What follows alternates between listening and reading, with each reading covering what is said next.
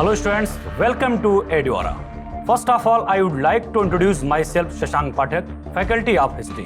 इतिहास क्या है उस पर आज हम बात करेंगे। आपको पता है कि कई सारे महत्वपूर्ण विषयों पर जब परिचर्चा होती है तो सामान्यतः लोगों का कहना होता है कि अतीत की घटनाओं का वर्तमान में अध्ययन इतिहास कहलाता है। लेकिन इस बात को बहुत स्पष्ट तरीके से आज हम आपके बीच में रखेंगे। इतिहास दो शब्दों से मिलकर बना है, इति प्लस हास। इत का अर्थ होता है ऐसा ही और हास का अर्थ होता है निश्चित रूप से था। अर्थात अतीत की वे घटनाएं जो निश्चित रूप से घटित हुई हैं इतिहास कहलाती हैं, या फिर सामान्यतः बोलचाल की भाषा में हम ये भी कह सकते हैं कि अतीत की घटनाओं का वर्तमान के प्रकाश में अध्ययन इतिहास कहलाता है।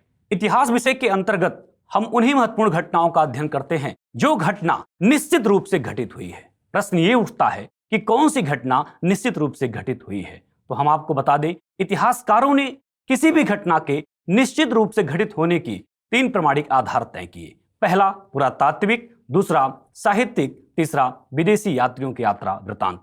हो सकता है कि किसी भी घटना को एक ही स्रोत प्रमाणिक करे, हो सकता है किसी भी घटना को दो से अधिक सोर्स प्रमाणिक करे, बट कोई भी एक स्रोत अगर किसी भी घटना को प्रमाणिक करता है तो उसको हम इतिहास विषय के अंतर्गत जरूर देखते हैं। सामान्यतः इतिहास के कालखंड विभाजन की अगर बात की जाए तो इतिहासकारों ने इसका तीन प्रमुख आधार तय किया है। पहला आप देखेंगे, जो हम लोग सामान्यतः परिचर्चा में बात करते हैं वह यह है कि प्राचीन इतिहास, मध्यकालीन इतिहास और आधुनिक इतिहास। अमूमन आप इस तरह से इतिहास के विभाजन को सुने होंगे, लेकिन जो प्रमुख आधार है उनमें हम दो प्रकार के आधारों को विशेष रूप से ध्यान देंगे। पहला टूल्स के आधार पर इतिहास के कालखंड का विभाजन और दूसरा स्क्रिप्ट यानी कि लिपि के आधार पर इतिहास के कालखंड का विभाजन। बात अगर हम उपकरण को आधार मानकर करें तो आपको पता है कि मानव ने सबसे पहले पाषाण खंडों का प्रयोग किया। तो हम आपको यहां पर बता दें कि जिस समय मानव ने पाषाण खंडों का प्रयोग किया वह काल इतिहास में पाषाण काल के रूप में जाना जाता है, जो कि टूल्स के आधार पर पहला आधार तय किया गया। दूसरा, वहीं पर इतिहासकारों ने टूल्स के आधार पर जो दूसरा विभाजन किया वह कांस्य काल के रूप में किया। अर्थात इस काल में मानव ने जो है ब्रोंज के उपकरण बनाने प्रारंभ कर दिए थे। और तीसरा काल लौह काल के रूप में जाना जाता है, यानी कि आयरन एज, यानी कि 6th सेंचुरी बीसी से लेकर के वर्तमान समय तक का जो काल है वह इतिहास में लौह काल के रूप में देखा जा सकता है।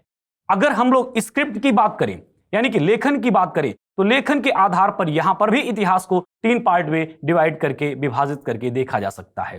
पहला काल प्रागैतिहासिक काल, दूसरा आद्य ऐतिहासिक काल और तीसरा ऐतिहासिक काल।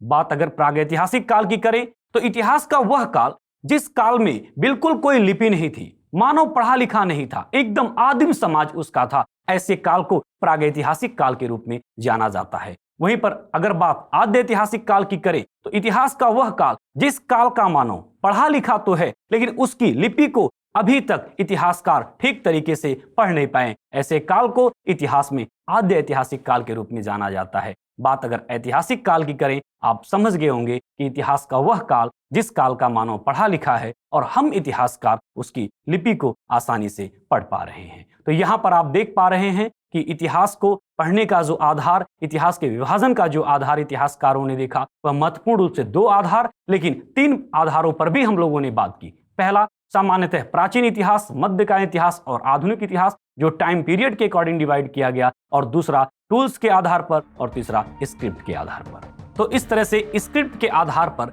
अभी हम लोगों ने जो है प्रागैतिहासिक काल, आद्य ऐतिहासिक काल और ऐतिहासिक काल के रूप में जो है इतिहास विभाजन की बात की।